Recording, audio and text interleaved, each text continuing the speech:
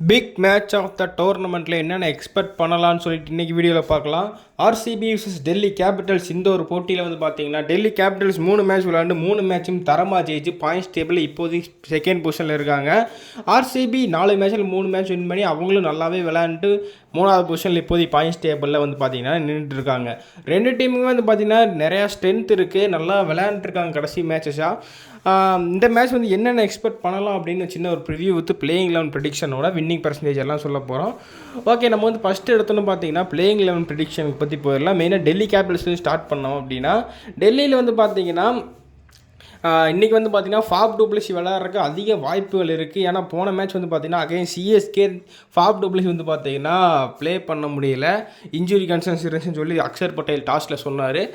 Hopefully இன்றைக்கி play பண்ணுறதுக்கு அதிக சான்சஸ் இருக்குன்னு தான் நினைக்கிறேன். இன்றைக்கி ஐ திங்க் அவருக்கு இன்ஜுரி கியூர் ஆகி அவரோட ஓல்டு டீம் போன வருஷம் கேப்டன் பண்ண டீமுக்கு ஆப்போசிட்டாக சின்னசாமி ஸ்டேடியத்தில் விளையாட போகிறாங்க. சின்னசாமி ஸ்டேடியத்தில் பெங்களூருக்கு வந்து பார்த்திங்கன்னா பெருசாக ரெக்கார்டு வந்து போராக இருக்குது. பிகாஸ் அந்த ஸ்டேடியமோட சைஸு மற்றும் இல்லாமல் பேட்டிங் விக்கெட்டு.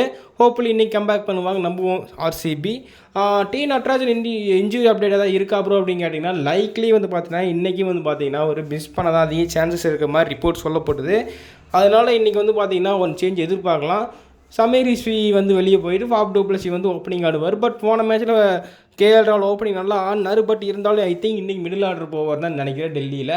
ஆர்சிபி சைட்லேருந்து ஏதாவது மாற்றம் இருக்குமா ப்ரோ அப்படின்னு கேட்டிங்கன்னா ஐ திங்க் பிளேயிங் லெவலில் ஆர்சிபியில் எந்த சேஞ்ச் இருக்காது, அன்சேஞ்சாக தான் போவாங்க. இந்த ஸ்டேடியத்தில் வந்து பார்த்தீங்கன்னா டாஸை வின் பண்ணி ஃபஸ்ட்டு பேட்டிங் ஆடுற டீமுக்கு வந்து பார்த்திங்கன்னா கூடுதல் ப்ரெஷர் இருக்கும். ஏன் அப்படின்னா வந்து மினிமம் ஒரு 230க்கு மேலே, அதாவது 230க்கு மேலே அடித்தா தான் ஒரு மாதிரி வின்னிங் ரேட்டுக்குள்ளே போக முடியும். ஏன்னா ஸ்டேடியம் வந்து ரொம்ப சின்னது. ஹோப்ஃபுல்லி ஃபஸ்ட்டு பேட்டிங் ஆகிற டீம் அதிக ரன் போட்டு வின் பண்ணுவாங்க நம்புவோம். ஒருவேளை ரன்னு கம்மியாக போயிடுச்சு அப்படின்னா செகண்ட் பேட்டிங் ஆகிற டீம் செம அட்வான்டேஜ்.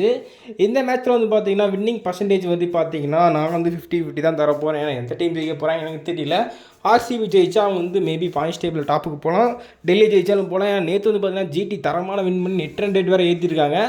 அது வந்து நெட் ரன் ரேட் சின்னவர்களை இப்போயே பார்க்க வேணாம், வெயிட் பண்ணி பார்ப்போம்.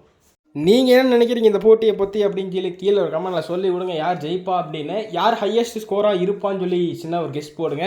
ஐ திங்க் கேஎல் ராகுல் நல்லா பண்ண வாய்ப்பு இருக்குது. அவர் சின்னசாமி பெங்களூருஸ்னாலே நல்லா அடிப்பார். மேபி டீமில் இருக்கிறவங்களாம் மெயினாக KL ராகுலையும் Faf du Plessis Virat Kohli மாதிரி பிளேயர்ஸ் எல்லாம் எடுத்து வச்சுருங்க.